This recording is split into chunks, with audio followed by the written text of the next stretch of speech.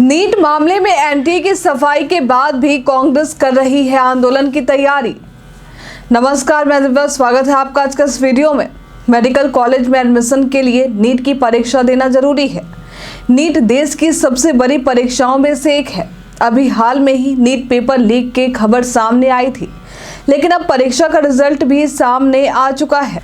NEET result आने के बाद ये लगातार सवालों के घेरे में है और अब परीक्षा को लेकर भी लगातार सवाल खड़े किए जा रहे हैं। बार बार परीक्षा के बाद मूल्यांकन में धांधली के आरोप लग रहे हैं। ऐसा कहा जा रहा है कि परीक्षा की संरचना ही ऐसी है कि किसी को भी 718 और 719 नंबर मिलना काफ़ी मुश्किल है। बावजूद इसके कई बच्चों को इतने अंक प्राप्त हुए हैं। नीट की परीक्षा एनटीए यानी नेशनल टेस्ट एजेंसी द्वारा कंडक्ट करवाई जाती है। अब जब बच्चों के रिजल्ट सामने आए हैं तो एजेंसी भी सवालों के घेरे में आ चुकी है। लगातार एनटीए की कार्य पद्धति पर सवाल खड़े किए जा रहे हैं। परीक्षा का ये मामला अब सुप्रीम कोर्ट तक भी पहुंच चुका है। साथ ही ये मुद्दा अब राजनीतिक रुख भी लेता जा रहा। कई विपक्षी नेता परीक्षा को लेकर सवाल खड़े कर रहे हैं। इस बार परीक्षा में 67 बच्चों ने टॉप किया है। सभी के बीच इस बात की चर्चा है कि इससे पहले कुछ बच्चे ही टॉप करते थे। इस बार अचानक से इतने सारे बच्चे कैसे टॉप कर सकते हैं?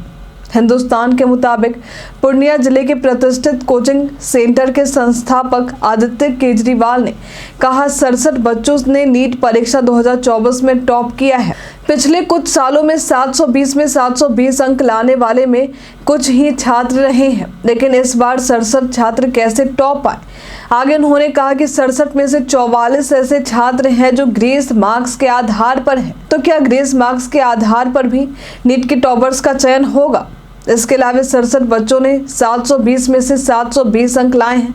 इस पर तो सवाल खड़े हो ही रहे हैं। सबसे बड़ा सवाल तो ये उठ रहा कि इन टॉप आए 67 बच्चों में 8 बच्चे एक ही परीक्षा सेंटर से हैं और अब ये 8 बच्चे भी सवालों के घेरे में आ चुके हैं।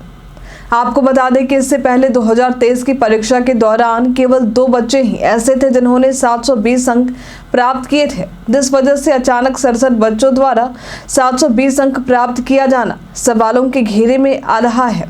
इसके अलावा परीक्षा का रिजल्ट समय से पहले आना भी सवाल खड़े कर रहा।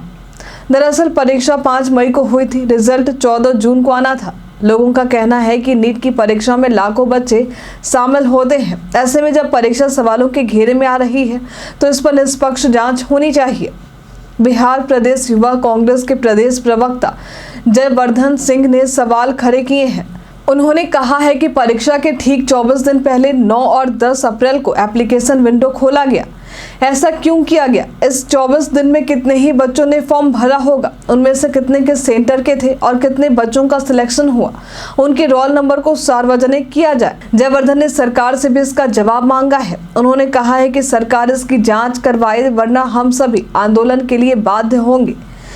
चीजें परेशान करने वाली और भी अधिक तब हो गई है जब से परीक्षा के रिजल्ट के आने के बाद बच्चों के खुदकुशी की खबर सामने आने लगी है। कांग्रेस महासचिव प्रियंका वाड्रा ने भी एक्स पोस्ट के जरिए सवाल उठाए हैं।